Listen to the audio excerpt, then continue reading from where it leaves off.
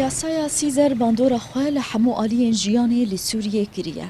Nirxê kelûpelan buha kiriye, tevgera bazaran kêm kiriye û bi destxistina dermanan jî zehmettir kiriye.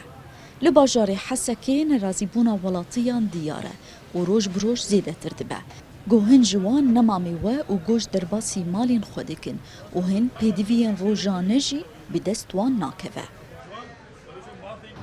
تێر و فەقیر نەمایامە کشتێک بووی وەکەوتووە گەلکی فەقیر بوون ملەتێک گەلکی فەقیر بوون ئەو ژی دۆلار لیسکا دۆلارە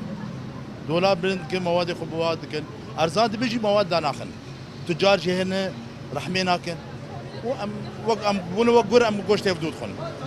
ڕۆکێ دۆلار تەدی تەعەتێ کێم بوو سێ ڕۆژا بوها بوو کەس نەمازان بێ ئەسعار چاوا بوون خام يعني أبدا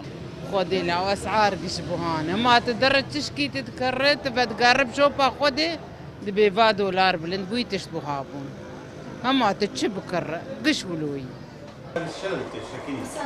Bavê Yusuf yek ji xelkên taxa miftiye û ji demeke dirêj ve duwarê kirîn û firotina malan de kar dike. Mîna hemû bazirgan û firojgeran bavê Yusuf gazinan ji tevgera bazarê dike û dibêje. Gokarê wî bi temamî hatiye rawestandin û eger buhaya lêreya Sûrî kêm nebe û cîgir nebe nivîzgeha wî dê were girtin. كرين وفروتن جمع سكيني بدربك يعني شللك كاملة كت بيدك يعني بقول بسكانيا سوري ولا حسكة بالذات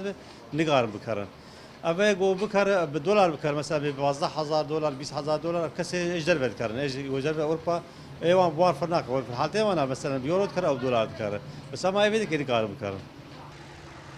Bi pêkanîna yasaya Sîzer li dijî hikûmeta Sûriyê nirxê hemû keresteyan li Sûriyê bigiştî û li Rojavayê Kurdistanê bi taybetî buha bûye û bandoreke neyînî li jiyana welatiyan bûye.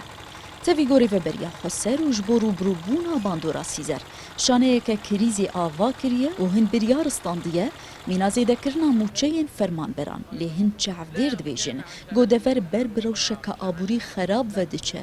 nemaze got Sûriyê ji heyama neh salan ve di krîzekê derbas dibe.